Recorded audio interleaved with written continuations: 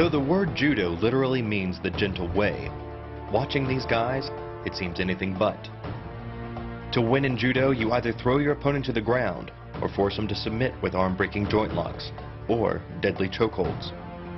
Kicks and punches are illegal, but that doesn't mean judo doesn't hurt. One of judo's best-known throws is the uchimata. To execute it, a judoka grabs an opponent and pulls, off-balancing him and giving him a forward momentum. Then, he twists his hips and inserts his thigh beneath his opponent's center of gravity. His hip now becomes a fulcrum and his leg a lever, just like a crowbar. The trick is having your leg in just the right place. It's just physics. If you're just an inch off the placement of your thigh and hip, the amount of energy needed to throw an opponent can more than double. But performed correctly, uchimata requires almost no energy, yet it can deliver up to 5,000 pounds of force. About like falling from the top of a 7-foot ladder. If it weren't for the mat, a throw like uchimata would be enough to cause serious injury, or even paralysis. Getting dominant position is critical to securing the okuri-iri-jimi choke in judo. Once you're positioned behind your opponent, you roll forward using your momentum, multiplied by the leverage of your leg, to bring him to his back. Then, wrap your legs around his body, forcing his arm upwards while your hand pulls his gi across his neck. The collar of the gi reduces the flow of blood to the brain to a trickle, and ends the match.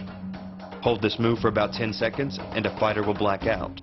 Hold it just a little bit longer and he's dead. Another effective move in judo is the sacrifice throw.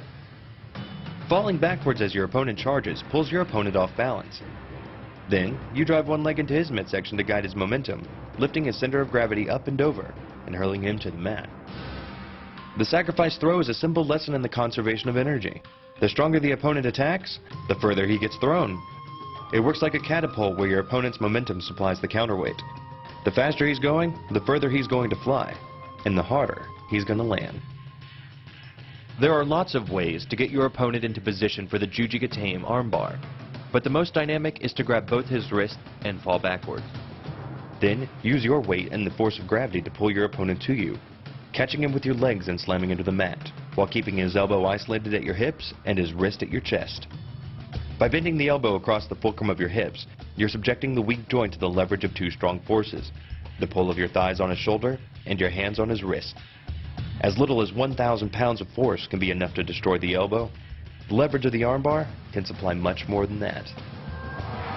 The uchimata throw, the okuri-iri-jimi chokehold, the sacrifice throw, and the jujigatame armbar. These are the moves of a judo human weapon.